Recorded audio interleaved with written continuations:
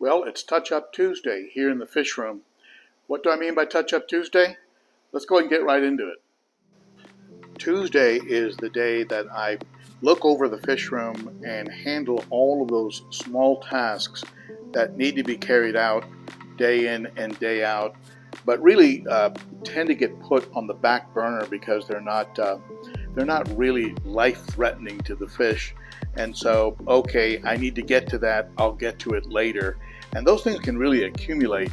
So Tuesday is the day that I actually jump on those kinds of things and clean house and do a little housekeeping, I guess would be a better way to call it. And it is usually done on Tuesdays. I'll give you an example of some of the things that I'll do. I'll do an inspection of the filters. You can see here in this marine land the center channels are overflowing a little bit, but not that much. So this filter can probably go another week. This one here, the middle channels are actually bone dry, so that one is fine and doesn't need anything done to it. I'll go on and check other filters, like here the Shark Pro is starting to pulse a little bit in its delivery of air. That might mean that there's some blockage in the filters. So I'll take a look at that one. I'll inspect the sump. You'll see there one of the socks in the back corner needs to be swapped out. It's starting to hit the rim.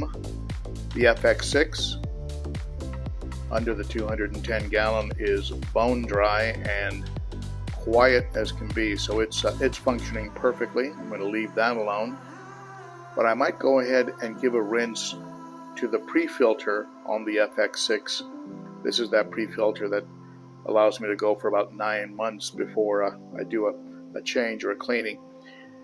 Here's the baby Pleco tank, and what I'm looking for now are any tanks that might need a top off. And as you can see in this one, man, look at that, that's ridiculous, the length of that poop, but 4 times the body length. But this tank could use a little bit of water. It's also a good time to do some cleaning of the glass. You can see I have this big Rigugu glass cleaning monster that I use, and I need a magnet that big to be able to go through the 3/4 glass. I also do some touch-up to the plants, and I'll use a piece of filter media and just kind of clean up the plants a little bit. If they get too bad, I pull them out and I let them sit in some hydrogen peroxide or a little bit of bleach, then give them a good rinse.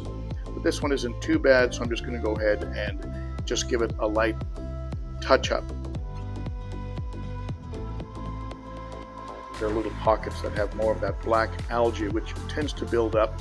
One of the things I love about these particular artificial plants is the detail, but it's also what I hate because it is a great home for black and brown algae.